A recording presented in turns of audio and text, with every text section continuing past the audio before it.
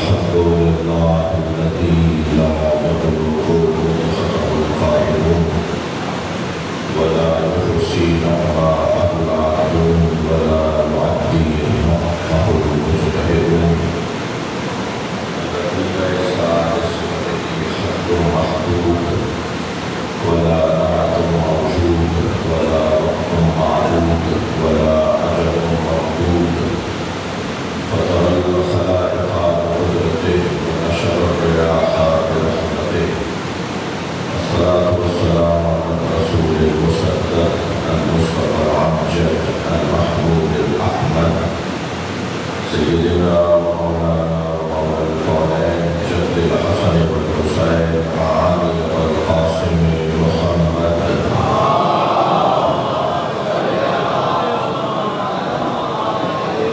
وعليه الطيبين الطاهرين المعصومين الذين قال الله إنما يريد الله ليذهب عنكم الرجس أهل البيت ويطهركم تطهيرا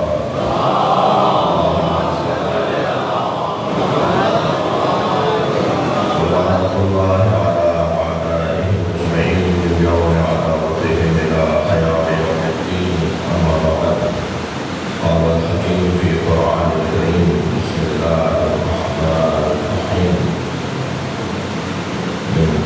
منها خلقناكم وفيها نعيدكم ومنها نخرجكم تارة أخرى صلى الله عليه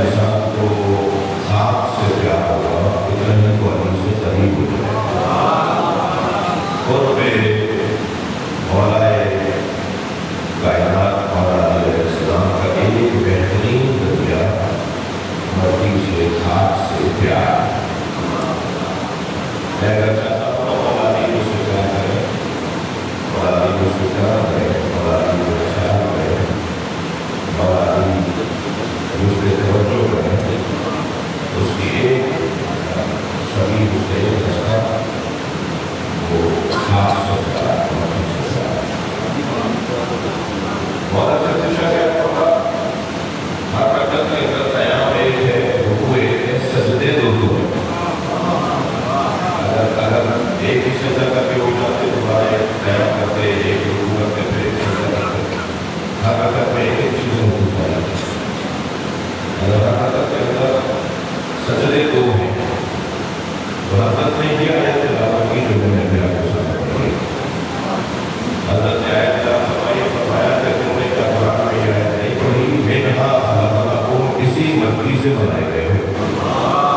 وفیہا نعیدکم اور اسی میں واپس جاؤ گے ومنہا نخرجکم تارۃ اخری اسی مٹی سے ہم تمہیں دوبارہ اٹھائیں گے اور بات ہے پہلا سجدہ تمہاری ولادت کی یاد دلاتا ہے دوسرا سجدہ تمہاری موت کی یاد دلاتا ہے بھائی خاک پر سر رکھو گے تو یاد آئے گا نا کہ مٹی سے بنے ہوئے اگر خاک پر سر رکھو گے خاک پر سر رکھنے سے یہ آیت تمہیں جھنجھوڑے گی اسی مٹی سے بنے ہو اسی مٹی میں واپس جاؤ گے اور اسی مٹی سے دوبارہ اٹھائے جاؤ گے اور میں کہتا ہوں کہ پہلا سجدہ ہماری ولادت کی یاد دلاتا ہے اور دوسرا سجدہ ہماری موت کی یاد دلاتا ہے اور ان دونوں سجدوں کے درمیان جو توقف ہے نا اسے زندگی کے اتنی مختصر ہے کہ صلوات پڑھیں محمد وآلہ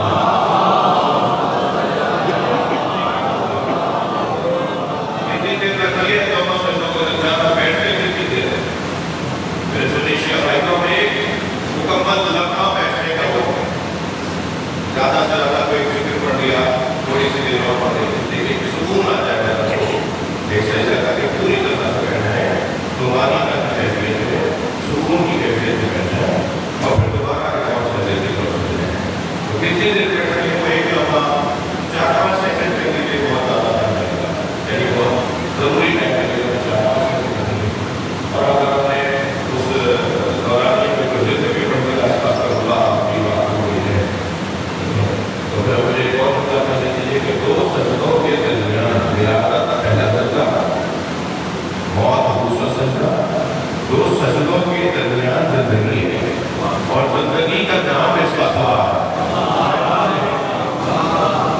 استغفار گناہ کرنے والوں کو نہیں کرنا کوئی لازمہ نہیں ہے استغفار کے ساتھ گناہ ہو یعنی جو گناہ کرے کوئی استغفار کرے یہ لازمہ نہیں ہے جس نے گناہ کیا ہو وہ استغفار کرے یہ لازمہ نہیں ہے اگر گناہ کا لازمہ استغفار ہوگا تو اللہ نے نبیوں سے اور اماموں سے استغفار نہ کروایا ہے یہ کہ وہ تو معصوم ہے صلوات پڑھنے محمد وآلہ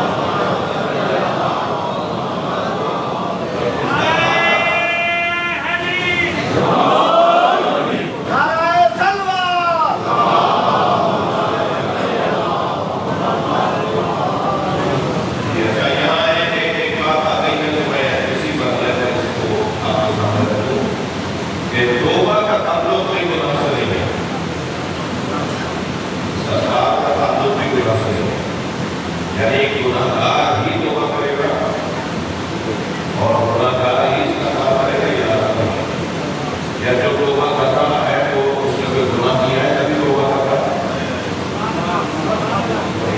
بولتے بھی ہے کرنا پڑ رہا ہوں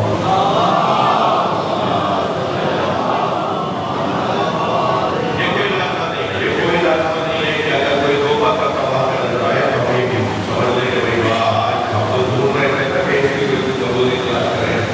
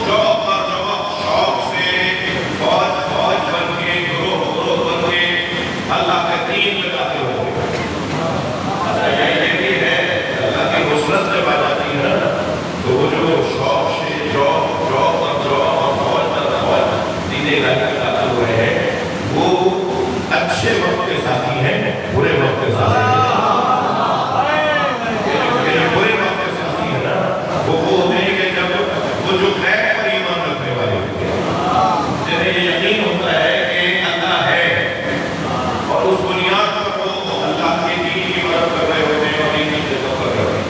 لیکن اگر کوئی یہ دیکھے کہ صاحب ہم تو محمد صلی اللہ علیہ وسلم کر رہا ہے، اب تو آسمان سے فرشتے جو کر رہے ہیں اور اب تو غیب سے مدد آ چکی ہے، تو پھر انسان نفسیاتی طور پر وہ اس کے اندر حوصلہ بڑھتا ہے اور وہ تعاون کرنے کے لیے اور حمایت کرنے کے لیے آگے بڑھتا ہے۔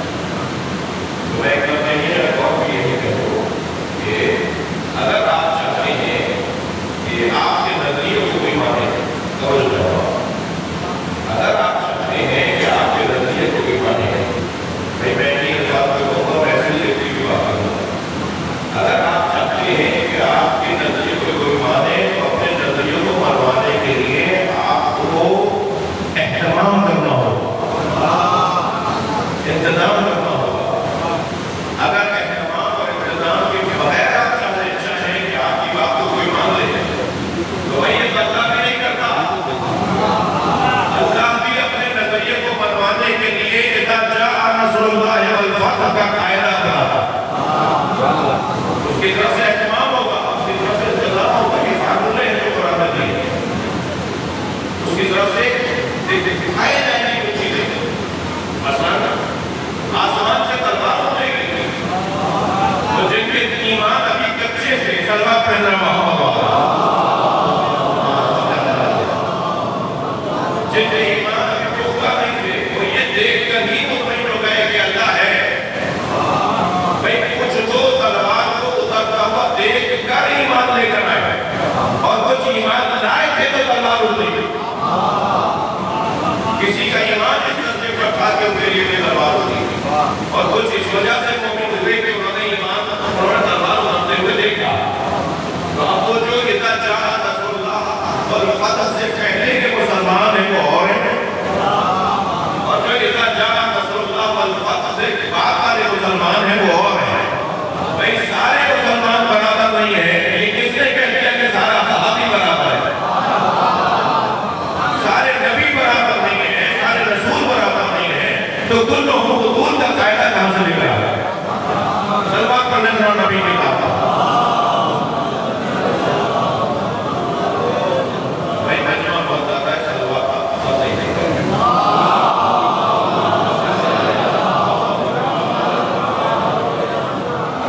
توجہ کر دی بات ہے؟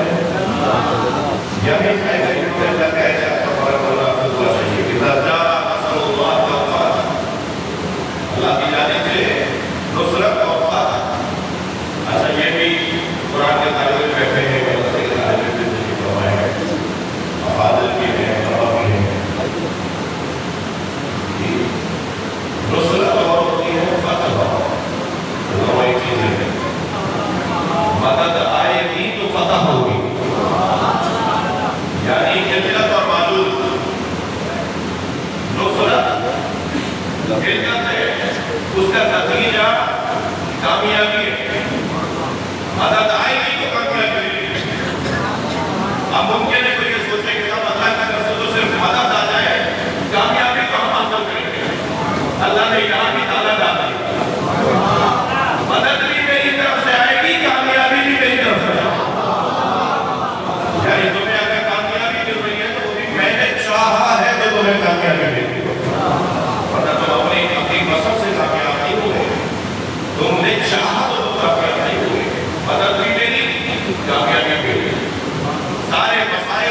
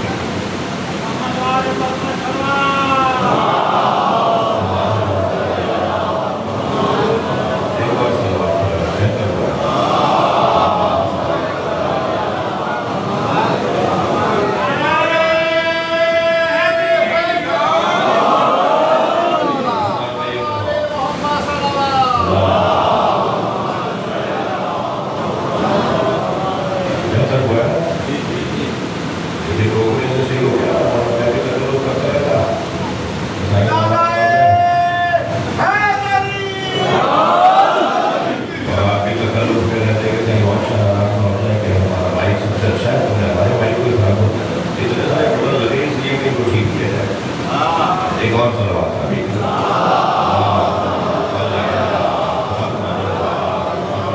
بات روشن ہو گئی. تو ان علاقوں میں امام بارگاہوں میں ایک بڑا ہال دلیوں کے بعد جگہ ہوتی ہے. اس کے ساتھ ایک جگہ ہمارا بچوں کے لیے علیحدہ جگہ بنائی گئی تھی. وہ جو بچے اس کمرے کے اندر گیمز کھیلتے ہیں، گیمز جو مذہبی ہوتے ہیں، اللہ رسول یہ سکھایا جا رہا تھا ہم کھیلوں میں. مگر بھائی یہ بچہ ہے کہ فلسفہ سننے کے لیے یہ فلسفہ سننے والا بچہ نہیں ہے. بچہ ہے یہ فلسفہ نہیں سنے گا. آپ تو یہ بچہ ہے نا، اس میں تو مزاج کے اندر کھیلنا ہے. جب ابا کی گود میں بھی آ کے بیٹھے گا تو وہاں بھی لگا رہے گا کسی کھیل میں. مگر وہ جو ابا کی گود میں بیٹھ کے کھیل رہا ہے نا، کوئی ایک جملہ تو اللہ، محمد، علی، فاطمہ کا دماغ میں جائے گا. اس کا پہلا درس یہی ہے. اب اس میں امام بارگاہ میں ایک کمرہ بنا ہوا ہے جس میں امام بارگاہ کی آواز بھی جاتی ہے. یعنی جو حدیث پڑھ رہا ہے، جو قاری ہو رہی ہے، جو نماز پڑھا رہا ہے، اس بچے کے کان میں بھی وہ مصرے جا رہے ہیں مگر ساتھ ساتھ وہ کھیل بھی رہا ہے. تو ابھی تو اس کی مجلس یہ تھی. اب اتنا پکا امام بارگاہ جانے والا بنے گا کہ وہ بوڑھا ہو جائے گا مگر مجلس کے وقت میں امام بارگاہ ضرور جائے گا. کیونکہ اس کے لیے اہتمام کیا گیا، کیونکہ اس کے لیے انتظام کیا گیا. اچھا بعض بچوں کی، میں بھی ان میں سے انہیں بچوں میں سے تھا. ایک بچہ تھا اسی مزاج کے بچوں میں سے تھا کہ مزاج میں ادا کرتی میری اتنا بھی رہتی ہے کر میں ہمیشہ صاحب سے ملنے گیا. وہ مجھے دیکھ کر وہ ایک تھوڑا سا یاد کرتے ہیں کہ تھوڑا میرے ساتھ میں ہاتھ کے رات میں تو میں نے اس کے روزہ آگے کا میرے بات کرتے ہیں تو وہ یاد کرتی ہے. وہ ایک بعض بچوں کو نظافتیں ہو گئی، بعض بچوں میں وہ ظرافتیں ہو گئی. وہ اپنا ایک مثال ہوتا ہے. وہ مثال کے طور پر مٹی میں بھرے ہوئے کارپیٹ پہ نہیں بیٹھے گا. یہ تو بڑا ہو کے اسے پتا چلے گا کہ مٹی میں بیٹھنے کا ثواب ہے. تو اہتمام کرنا پڑے گا. صلوات پڑھیں ذرا محمد و آلہ.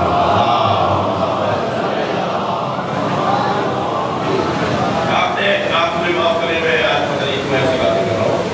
یہ جو ہمارے جانبازوں میں سجدگاہیں ہوتی ہیں، احتیاط سے کہہ رہا ہوں 70% سجدگاہیں سجدہ کر کر کے اب یہ کہہ رہے ہیں میرے ہو جاتی ہیں، وہ کہہ رہے ہیں سجدہ ہو جاتی ہیں. کوئی کچھ کہے گا تو کچھ کہے گا. وہ سجدگاہ کی کیفیت سے نہیں کہہ رہا. جو خاک پر سجدے کا حکم ہے نا بھائی، میل پر سجدے کا تو حکم نہیں ہے. خاک پر سجدے کا حکم ہے. لہٰذا اس میں سجدہ ہی جائز نہیں ہے. جس سجدے گاہ کے اوپر کوئی چیز لیئر آ گئی ہو کسی چیز کی، حتیٰ یہ خاک پر سجدہ کرنے والے جو میرے شیعہ برادران بیٹھے ہیں ان کے لیے مسئلہ بیان کر رہا ہوں. اگرچہ مسئلات سنیوں کا بھی نہیں، آج نہیں کل سنی بھی خاک پر سجدہ کریں گے انشاءاللہ. جا رہا ہے اس طرف ماحول. کیونکہ سرکار دو جانے کبھی کپڑے پہ سجدہ نہیں کیا، سرکار نے کبھی قالین پہ سجدہ نہیں کیا. حتی حضرت ابو سعید خدری رحمۃ اللہ علیہ رضوان اللہ تعالیٰ علیہ رضی اللہ تعالیٰ عنہ نبی کے بہترین ممتاز ترین صحابہ کرام میں سے ایک تھے جن سے کثرت سے روایت لی ہے برادران اہل سنت نے اور شیعہ برادران نے. ان کا یمامہ میں پریکٹیکل کر کے دکھا تھا. ان کا یمامہ ان کی پیشانی پہ ایسے تھا اور یہ یمامہ ٹک رہا تھا زمین کے اوپر سجدے میں، یعنی وہ امامہ لگا رہے تھے زمین پر. تو سرکار نے ان کی نماز تمام ہونے کا انتظار نہیں کیا. سرکار کھڑے ہوئے، قریب آئے، ان کی نماز پڑھتے ہوئے ان کے امامے کو پیچھے کیا اور پھر جب وہ نماز پڑھنے کے بعد حضرت کی خدمت میں آئے اور اس نے کہا یا رسول اللہ آپ نے میرے امامے کو پیچھے کیا. حضرت نے فرمایا تمہارا امامہ خاک پر ٹک رہا تھا، پیشانی ٹکنی چاہیے. صلوات پڑھیں ذرا محمد و آلہ.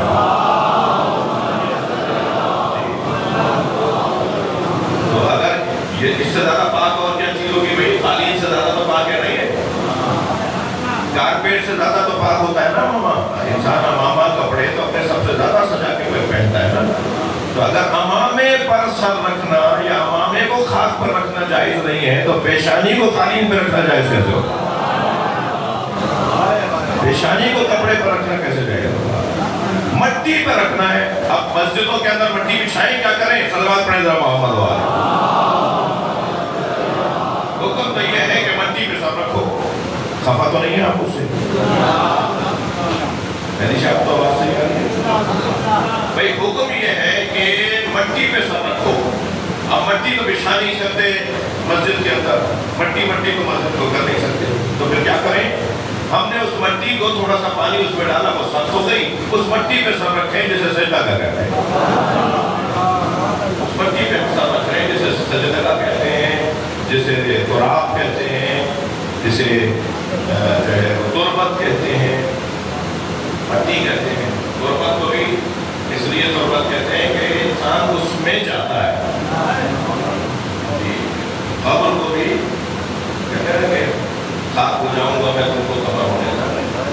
جب انسان کو مٹی میں لٹایا جاتا ہے, جب قبر میں لٹایا جاتا ہے, تو اس کو, اور فارسی میں تو کہتے ہی ہیں کہ پوچھتے ہیں کہ کہاں دفنا, پوچھتے ہیں کہ کہاں دفن کیا پتا کو, حضرت اکبر شاہ کو کہاں دفن کیا, تو فارسی میں پوچھتے ہیں کچھ آپ خاکش کر دیں, اسے کس مٹی میں رکھنا ہے. مٹی میں رکھنے کو ہی قبر کہتے ہیں. قبر مٹی میں رکھنا ہے, ہم مٹی کے اندر انہیں رکھ دیتے ہیں. وہ اور بات ہے کہ احترام کی وجہ سے ان کا تاثر رہ جاتا ہے, 100-200 سال کے بعد وہ بھی سب ایک ہو جاتا ہے.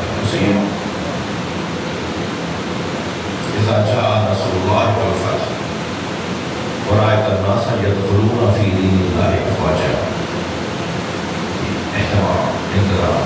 اہتمام اور انتظام نہیں ہوگا, وہ کام سر سے پھینکنے کے مطابق ہے, اور جس کام سے پیار ہوتا ہے اس کا اہتمام کیا جاتا ہے, اسے سر سے پھینکا نہیں جاتا. آپ طے کریں کہ یہ محفل پیاری ہے یا نہیں, یہ مجلس عزیز ہے یا نہیں, یہ نماز پیاری عبادت ہے یا نہیں, یہ روزہ پیاری عبادت ہے یا نہیں. اگر یہ عبادتیں پیاری ہیں تو پھر ان کے لیے اہتمام کرنا پڑے گا. اللہ نے بھی جس سے سب سے زیادہ اسے پیار تھا, توجہ, اللہ کو جس سے سب سے زیادہ پیار تھا وہ سرکار دو جہاں کی ذات. سب سے زیادہ محبوب وجود اگر اللہ کے نزدیک کوئی ہے تو وہ حضرت محمد مصطفیٰ صلی اللہ علیہ وآلہ وسلم. اللہ کو جس سے سب سے زیادہ پیار تھا اسے بغیر اہتمام کے دنیا میں نہیں بھیجا. بنایا سب سے پہلے تھا, بھیجا سب سے آخر میں. جسے سب سے پہلے بنایا تھا اسے سب سے پہلے بھیجا کیوں نہیں؟ اس لیے سب سے پہلے بھیجا نہیں, اس لیے نہیں بھیجا کہ اسے بغیر اہتمام کے بھیجے گا تو پھر پیار کیسا, پھر محبت نبی سے کیسی. لہذا حضرت آدم سے لے کر حضرت عیسیٰ تک جتنے نبی آئے ہیں یہ نبی کے آنے کا اعلان کرنے آئے ہیں. یہ ان کے آنے کا اہتمام ہو رہا تھا. ہر امت کو آمادہ کیا گیا کہ ایک آنے والے کا انتظار کرو, ایک آنے والے کا انتظار کرو. بھئی تھکے نہیں بیٹھے تو ایک جملہ کہو. ہم سے کہتے ہو ہم 1150 سال سے نبی کا انتظار کر رہے ہیں, نبی کے بیٹے کا انتظار کر رہے ہیں, نبی کے بارنے کا انتظار کر رہے ہیں. 1,23,999 پیغمبروں نے ہمارے نبی کا انتظار کیا. انتظار انسان کے مزاج کا حصہ اللہ نے بنا دیا. جو شخص چاہتا ہے کہ کسی چیز کو اہتمام کے ساتھ کرے اسے جگر پہ پتھر رکھنا پڑتا ہے, اسے صبر کرنا پڑتا ہے, اسے انتظار کرنا پڑتا ہے, تب مطلوب سامنے آتا ہے جس کی وجہ سے سارا اہتمام ہو رہا ہے. مطلوب ایک دم سامنے نہیں آتا, مقصود ایک دم سامنے نہیں آتا, محبوب ایک دم سامنے نہیں آتا. صلوات پڑھ لیں محمد والے.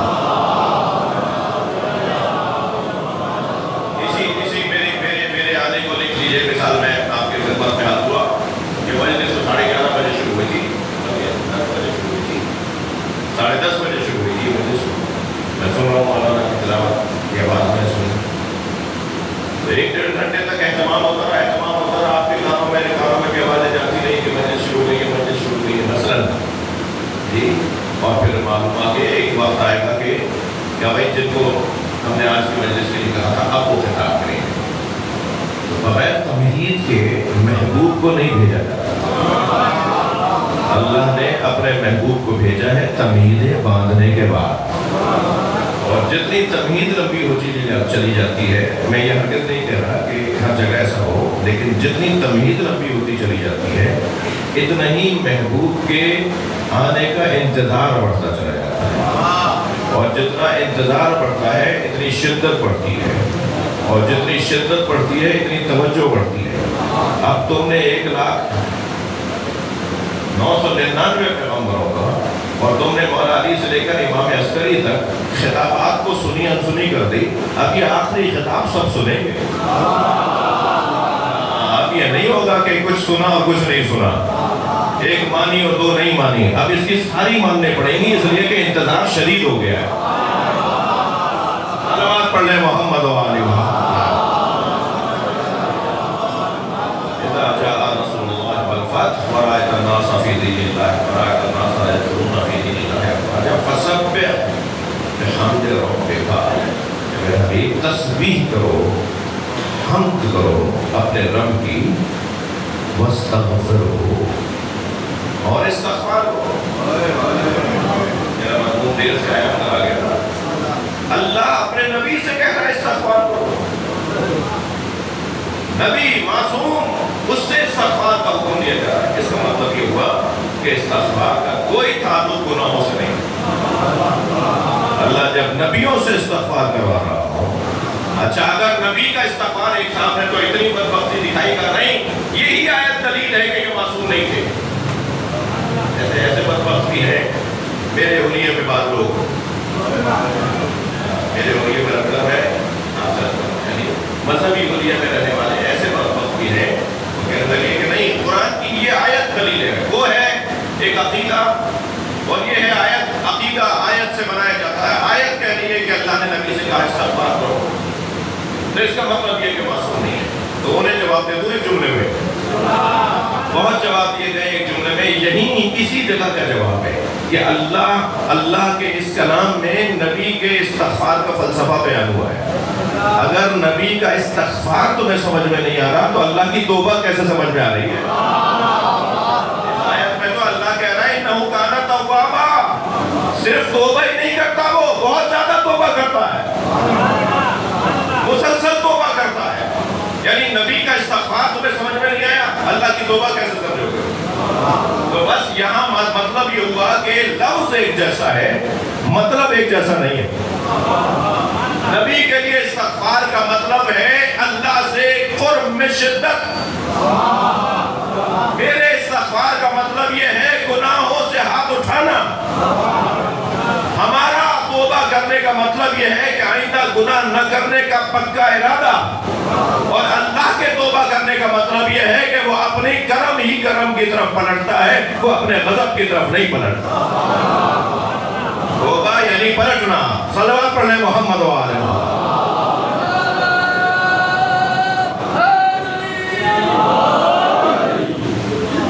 توبہ پلٹنے کو کہتے ہیں، توبہ بہت زیادہ پلٹنے والا۔ وہ آپ کی اور میری نسبت 1 2 4 6 10 20 25 مرتبہ نہیں، ہم جب توبہ کرتے ہیں وہ بھی توبہ کرتا ہے۔ ہم 2 دفعہ کسی کو معاف کریں تو کہتے ہیں کہ وہ مولا علی نے فرمایا بھائی مومن 1 سوراخ سے 2 دفعہ نہیں ڈس سکتا، مومن 1 سوراخ سے ایک دفعہ سانپ نے نکل کے ڈس لیا تو اسی سوراخ میں یہ ہاتھ نہیں ڈالتا، مومن نہیں ہوتا مجھے 1 سوراخ سے اسے 2 دفعہ ڈسا جائے، اس لیے میں اپنا جگہ نہیں کروں گا، بس 2 دفعہ ہو گیا۔ لیکن اللہ تو 2 دفعہ نہیں 2000 دفعہ بھی ہم توبہ کریں تو مان لیتا ہے۔ اس کا کرم تو دیکھیے، اسے 2000 مرتبہ بھی کہا یا اللہ پھر غلطی ہو گئی، پھر بھی وہ دروازہ بند نہیں کرتا، نہیں اب تم نے تو اتنی سینکڑوں مرتبہ ایک ہی بات کو دوبارہ کر رہے ہو، دوبارہ وہی بات کر رہے ہو، دوبارہ وہی کام کر رہے ہو، اب میں نے دروازہ بند کر دیا، نہیں اس کا دروازہ بند نہیں، شاید اس کا دروازہ ہمیشہ کھلا رہتا ہے، شاید اس وجہ سے ہی صحیح میں گناہوں سے ہاتھ اٹھا لوں، میں غلطیوں سے ہاتھ اٹھا لوں، اے اللہ میری کوتاہیاں ختم نہیں ہو رہی اور تیرا کرم ختم نہیں ہو رہا، لہذا اب میں ہی طے کرتا ہوں کہ آئندہ میں تجھے ناراض نہیں کروں گا۔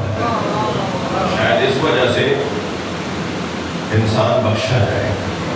میرے عزیزو، ہم سب کسی نہ کسی غلطی کا شکار ہیں یا ہو سکتے ہیں، بس یہ یاد رہے کہ یہ بار بار نمازیں پڑھوائی جا رہی ہیں نا ہم سے، بار بار ہم سے مصلح یاد کروایا جائے گا، تسبیح یاد کروائی جائے گی. یہ ہے ہی نہیں اس وجہ سے.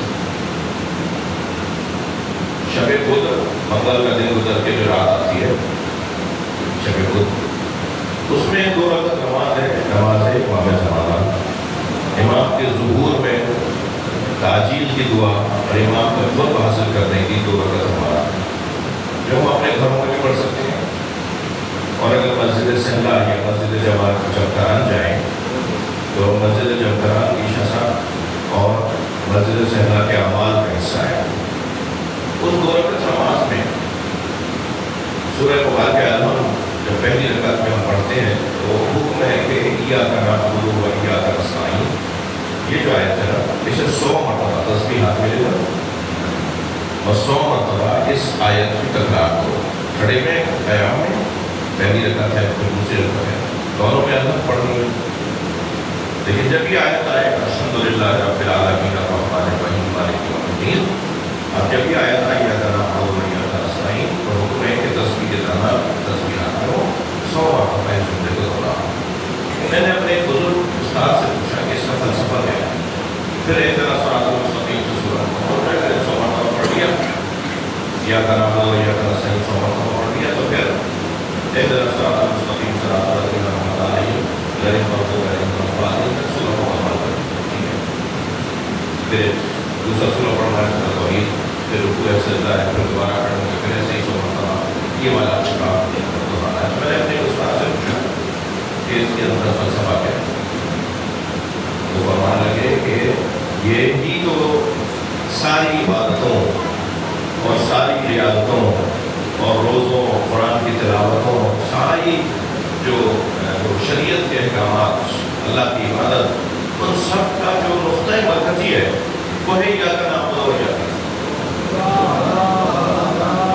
یعنی ان سب کا نتیجہ یہ ہے کہ آخر یہاں تک پہنچنا ہے. روزہ کیوں رکھ رہے ہو؟ تاکہ یہ بات سمجھ میں آ جائے کہ ایاک نعبد و ایاک نستعین. یہ قرآن کیوں پڑھ رہا ہے؟ تاکہ یہ بات سمجھ میں آ جائے. یہ ساری عبادتیں حج کیوں کر رہا ہے؟ تاکہ یہ بات سمجھ میں آ جائے. یہ ایک نقطہ ہی سمجھانے کے لیے اللہ نے یہ ساری عبادتیں کروائی. اب ایک نقطہ سمجھانے کے لیے اللہ نے ساری عبادتیں کروائی ہیں. جب تم 100 مرتبہ اس کی بارگاہ میں کہو گے نا، ایک مرتبہ تو جلدی میں گزر گئے، دوسری مرتبہ بھی شاید ایسا کہ تیسری دفعہ شاید خیال آ جائے کہ جھوٹ بول رہے ہو، سچ بول رہے ہو. سچ بھی بول رہے ہو، کیا بول رہے ہو. شاید 8ویں دفعہ یہ سمجھ میں آ جائے کیا بول رہے ہو. شاید 99ویں دفعہ جب پڑھ رہے ہو اس وقت یاد آ جائے کہ بول کیا رہے ہیں. بس جس 100 مرتبہ میں ایک مرتبہ بھی اگر تار جڑ گیا، توجہ ہے، ایک مرتبہ بھی اپنے اللہ سے تار جڑ گیا نا تو ساری عبادتوں کا فوراً نتیجہ آ جائے گا. اور وہ تار یہ جوڑنا ہے کہ ایاک نعبد و ایاک نستعین. ہم تیری ہی عبادت کرتے ہیں اور تجھ ہی سے مدد مانگتے ہیں. ایاک نعبد و ایاک نستعین، ہم تیری ہی عبادت کرتے ہیں اور تجھ ہی سے مدد مانگتے ہیں. ہم اللہ ہی سے، یہ سارا مجمع جو صبح شام اٹھتے بیٹھتے یا علی مدد بولتا ہے نا، یہ اللہ ہی سے مدد مانگتا ہے.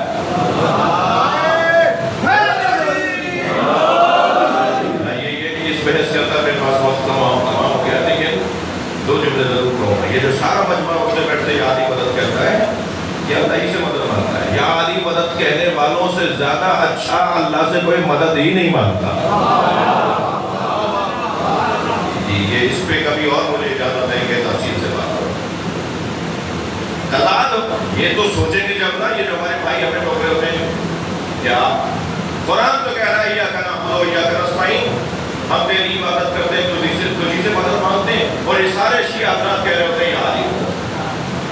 یہ مسئلہ کچھ اور ہے، یہ مسئلہ کچھ اور ہے. ان بھائیوں نے نہ توحید کو سمجھا ہے اور نہ ہی شرک کے مفاہیم کو سمجھا ہے. یہ اگر عقیدہ توحید کو سمجھ لیں تو ناممکن ہے کہ علی سے مدد نہ مانگے. یہ اگر شرک کے مفہوم کو سمجھ لیں تو ناممکن ہے یہ اہل بیت سے مدد نہ مانگے. اہل بیت کی مدد ہی تو مشرک ہونے سے بچاتی ہے.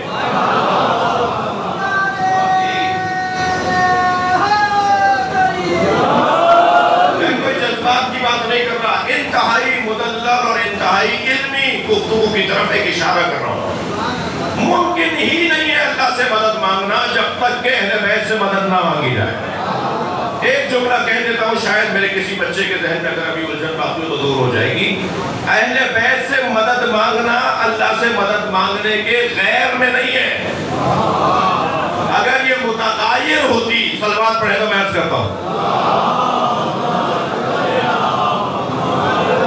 یہ متغیر نہیں ہے، یہ ایک دوسرے کے غیر میں نہیں ہے۔ یہ اللہ سے مدد مانگنا، رسول اللہ سے مدد مانگنا، مولا علی سے مدد مانگنا، یہ مدد طول میں ہے، عرض میں نہیں ہے۔ خدا کے واسطے گردن ہلا تو بات جاری ہے۔ میں بھی تو انسان ہوں نا، نفسیات کا شکار ہوں، تھوڑا تھوڑا گردن ہلا ہے، بات جاری ہے۔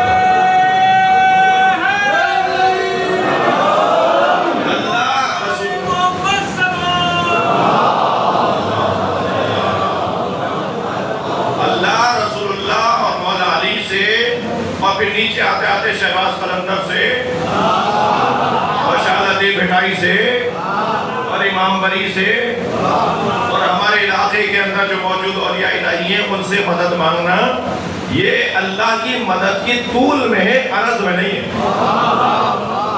آپ سب ہم لوگ اس وقت عرض میں بیٹھے ہوئے ہیں، برابر برابر بیٹھے ہوئے ہیں، لیکن جو اوپر ہے وہ نیچے والے کے برابر کیسے ہے؟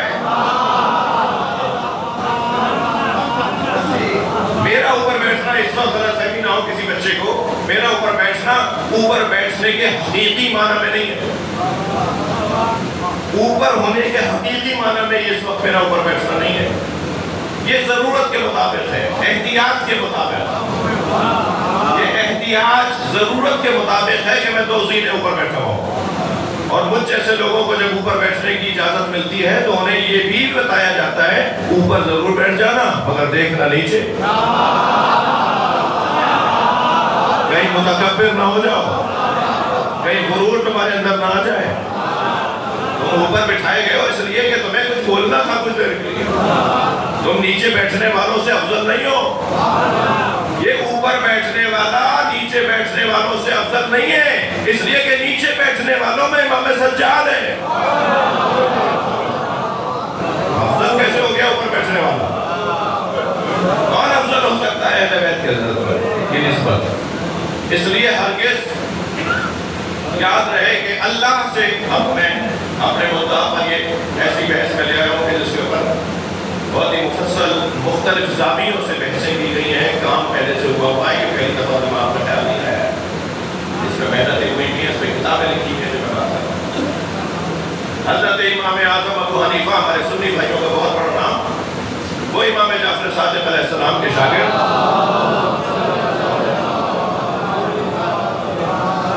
وہ امام کے شاگرد امام کے ساتھ کھانا کھائے۔ جب کھانا کھا لیا تو میرے مولا نے ہاتھ اٹھا کے دسترخوان پہ دعا فرمائی۔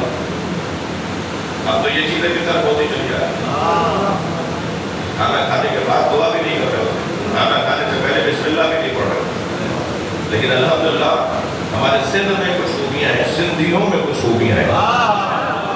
ان میں سے ایک خوبی یہ ہے کہ دسترخوان پر اگر کوئی دعا کیے بغیر کھڑا ہو رہا ہے تو کوئی نہ کوئی ٹوک ضرور دے دیتا ہے، دعا تو کرو، دعا تو کرو، چاہے جو بھی اس وقت میں موت پر ہو اس سے دعا کروائی جاتی ہے، بہت اچھی بات ہے، اس کو باقی رکھیے، ٹوکیے۔ تو امام نے دعا فرمائی، دعا کرتے ہوئے فرمایا یا اللہ ھذا منک و من رسولک، یا اللہ یہ جو میں نے کچھ کھایا ہے، ہم نے جو کچھ کھایا ہے، یہ کچھ دسترخوان پہ نعمتیں رکھی تھی، یہ سب تیرے اور تیرے رسول کی طرف سے تھی۔ بڑی عنایت آپ کی توجہات، یا اللہ یہ جو کچھ ہم نے نعمتیں کھائی ہیں، ھذا منک و من رسولک، یہ جو ہم نے کچھ کھایا ہے وہ تیرے اور تیرے رسول کی طرف سے تھا۔ تو حضرت امام اعظم نے واضح کرا اتجعل مع اللہ شریکا، آپ نے اللہ کے ساتھ رسول اللہ کو شریک بنا دیا۔ تو میرے معصوم امام نے فرمایا اللہ نے جو کچھ دیا ہے، جس کے ذریعے دیا ہے، اس کا نام لیے بغیر وہ کیسے راضی ہوگا؟ صلوات پڑھنے محمد و آلہ محمد۔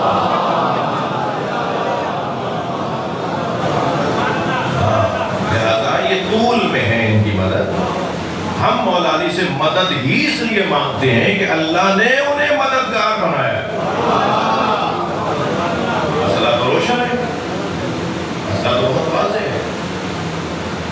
اللہ توبہ کرتا ہے، یعنی اللہ اپنے کرم کی طرف بار بار کرتا ہے، اپنے رحم کی طرف، اپنے غفران کی طرف، اپنی بخشش کی طرف، اپنی عنایتوں اور اپنی عطاؤں کی طرف بار بار پلٹتا ہے۔ یہ اس کا بار بار پلٹنا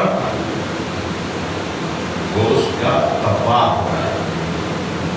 میرا بار بار پلٹنا اپنی اصالت کی طرف، ہم ایسے نہیں تھے، ہم بھی پلٹتے ہوتے ہیں۔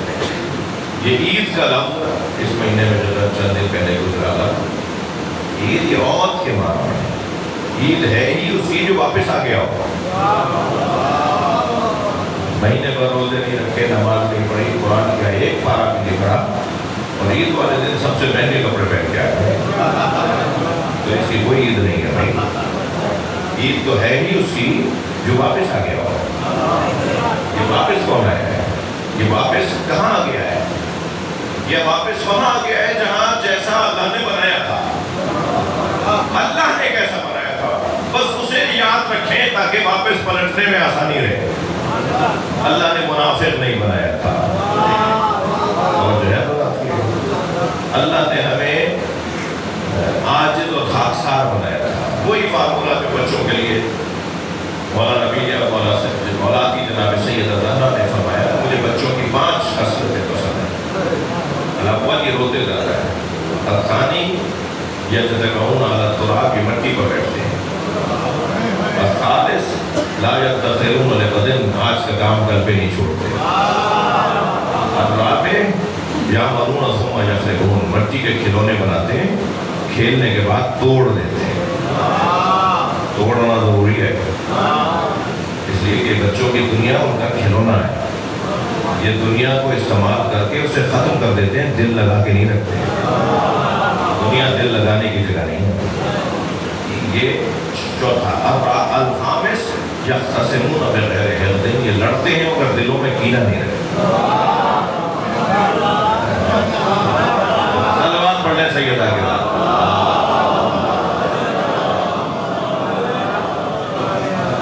یہ جو 5 خصلتیں ہیں نا، ہم ایسے تھے بھائی۔ ہم اگر آج فرض کریں تو اچھی عمر کے ہو گئے تو ہم ایسے تھے، بس اس طرف پلٹتے رہے، بار بار لڑے تو دلوں میں کینہ نہیں رکھے، ہو گئی بات ختم ہو گئی۔ تم تو 2 سال پہلے والی بات دماغ میں بٹھائے بیٹھے ہو، ہو گئی تھی، بات ہو گئی تھی، سلیقے کا اختلاف تھا، تکرار ہو گئی تھی، اس کا مطلب یہ تو نہیں کہ دشمنی ہی شروع کر دیں۔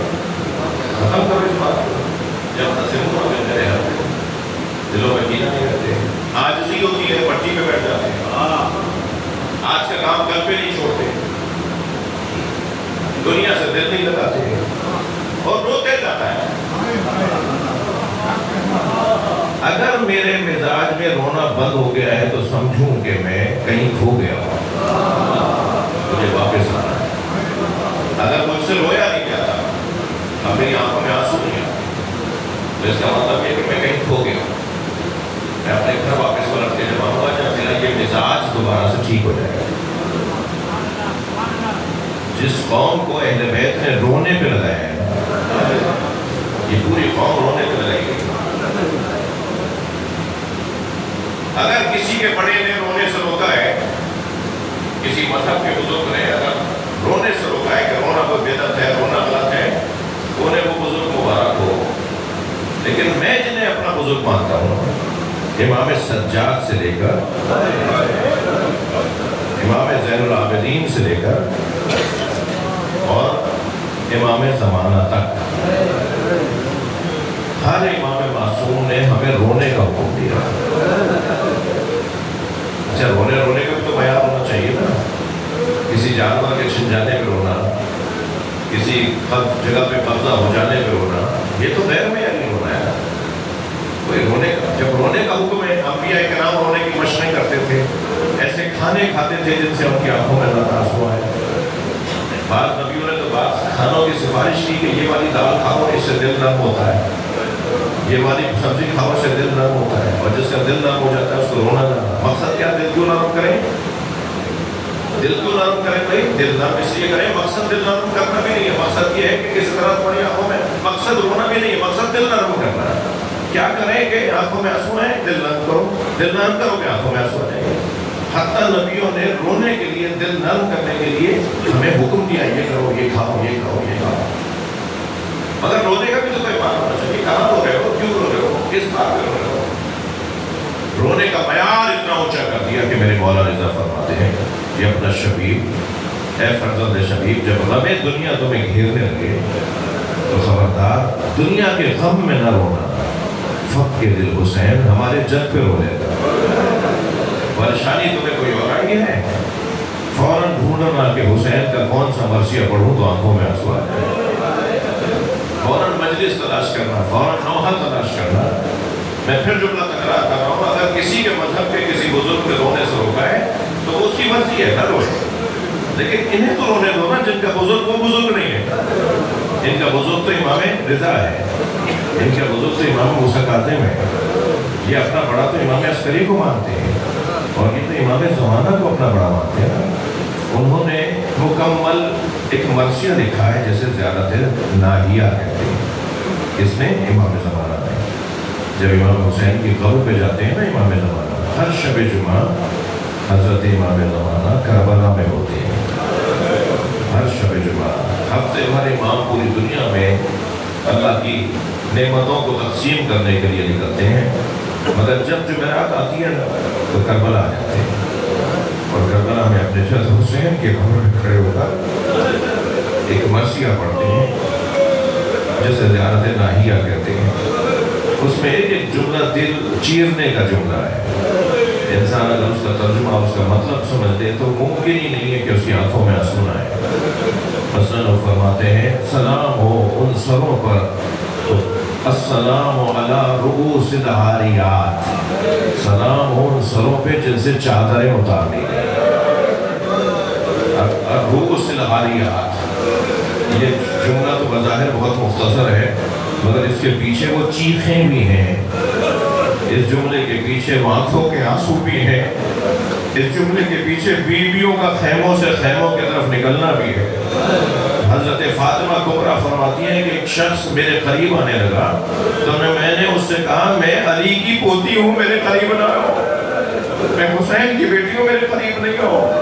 تو اس شخص نے دور سے میرے سر پہ نیزہ مارا اور میں بے ہوش ہو کے زمین پر گر گئی۔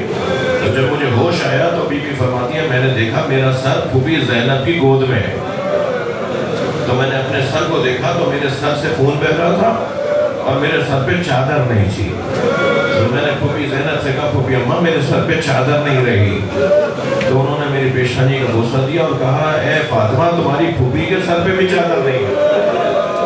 یہ ظالم بیویوں کے سروں سے چادریں اتار کے لے گئے۔ جناب زینب نے دیکھا ایک شخص بیوی کی چادر لینا چاہتا ہے تو چادر لیتے وقت رو رہا تھا۔ بیوی نے فرمایا تو رو کیوں رہا ہے؟ کہنے لگا تمہارا مقام بہت بلند ہے، تم نبی ذاتی ہو۔ بیوی نے فرمایا پھر چادر کیوں لے رہا ہے؟ کہنے لگا ایک چادر کے وقت مجھے بہت زیادہ پیسہ ملے گا، میں جب شام کے دربار میں جا کے کہوں میں یہ زینب کی چادر لایا۔ اجرکم اللہ، اللہ آپ کو کسی غم میں نہ رلائے۔ بڑے سخت مناظر ہیں کربلا کے اس واقعے میں، عجیب واقعہ ہے، اس واقعے جیسا واقعہ ہی کوئی نہیں ہے۔ اللہ آپ کی نوازوں پر رحمت نازل فرمائے۔ اس زیارت نامے میں ایک اور جملہ ہے، ایک باپ کی مجلس ہے نا، ایک باپ کے سارے ثواب کی مجلس ہے، اس زیارت نامے میں ایک جملہ اور ہے، اور جملہ یہ ہے السلام علی خد الطریب، سلام ہو اس رخسار پر جس پہ مٹی لگے۔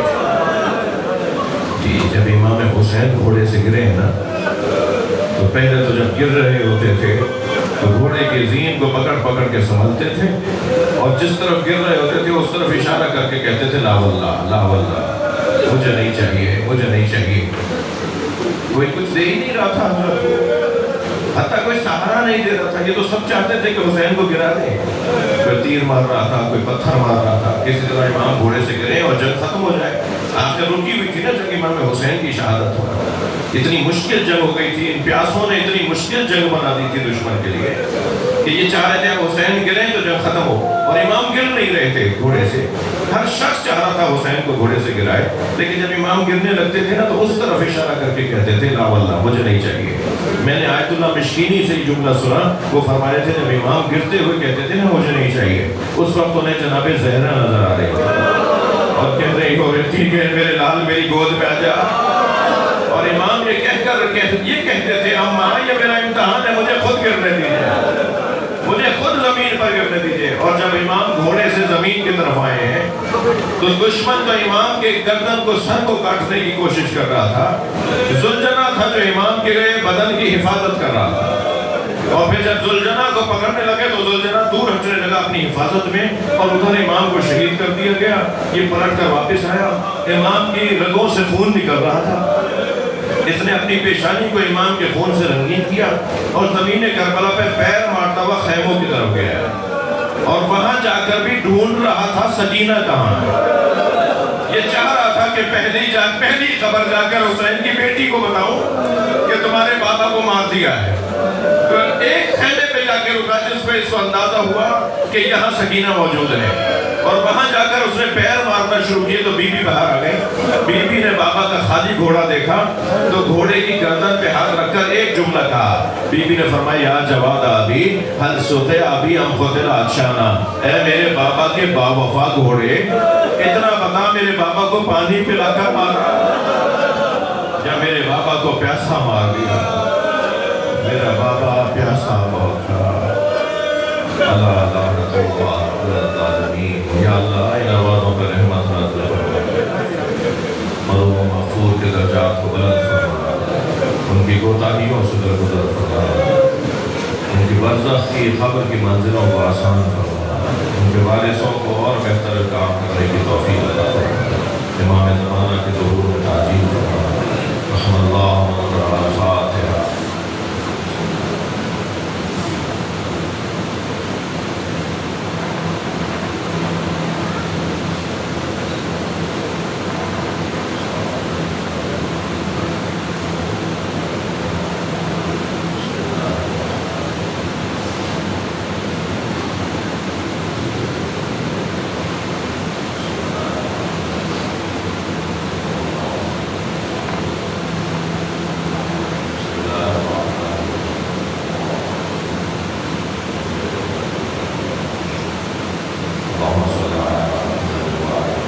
مغفرت کے لیے بلند تر صلوات.